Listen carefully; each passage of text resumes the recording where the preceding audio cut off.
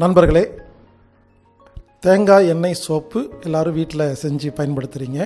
இப்பொழுது அந்த தேங்காய் எண்ணெய் சோப்பில் 13 வகை தேங்காய் எண்ணெய் சோப்பு எப்படி தயாரிக்கிறது அப்படிங்கிறத உடுமலைப்பேட்டையை சேர்ந்த மோகன் ஆனந்த் ஐயா அவர்களும் சுதா தம்பதியினர் இப்பொழுது உங்களுக்கு தெளிவாக சொல்லிக் கொடுக்க போகிறாங்க.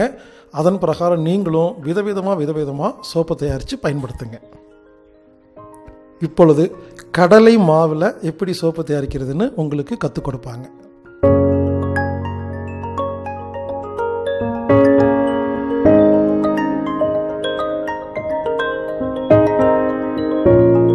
வணக்கம், வாழ்க வளமுடன். என் பேர் சுதா. நான் உடுமலைப்பேட்டையில் வசிக்கிறேன்.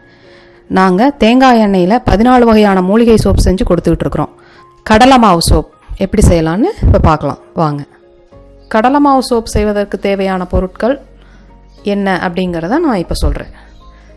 தண்ணீர் 1/4 லிட்டர், காஸ்டிக் சோடா 150 கிராம், தேங்காய் எண்ணெய் 1 லிட்டர், கடலை மாவு 100 கிராம். கடலை மாவு சோப்பு செய்யறது எப்படின்னு இப்போ பார்க்கலாம். ஒரு பாத்திரம் எடுத்துக்கோங்க. அதில் தண்ணி ஊற்றி அதில் காஸ்டிக் சோடா போட்டு நல்லா மிக்ஸ் பண்ணி தனியாக வச்சுருங்க. அதுக்கப்புறம் தேங்காய் எண்ணெய் எடுத்துக்கோங்க. தேங்காய் எண்ணெயில் கடலை மாவு தேவையான அளவு போட்டு நல்லா மிக்ஸ் பண்ணி அதையும் தனியாக வச்சுருங்க. ஒரு 5 நிமிஷம் கழிச்சு இது ரெண்டையும் சேர்த்து நல்லா கலக்கணும். கூழ் பதம் வர வரைக்கும் கலக்கணும். அதுக்கப்புறம் நம்ம அச்சில் ஊற்றி வச்சுக்கலாம். நம்ம அச்சில் ஊற்றி ஒரு 6 மணி நேரம் அப்படியே விட்டுறணும். அதுக்கப்புறம் அதை எடுத்து நிழல்ல காய வச்சிடணும்.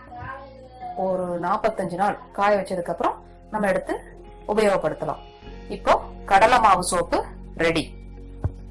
கடலை மாவு சோப்பினுடைய பயன்கள் என்ன அப்படிங்கிறத நான் இப்போ உங்களுக்கு சொல்கிறேன்.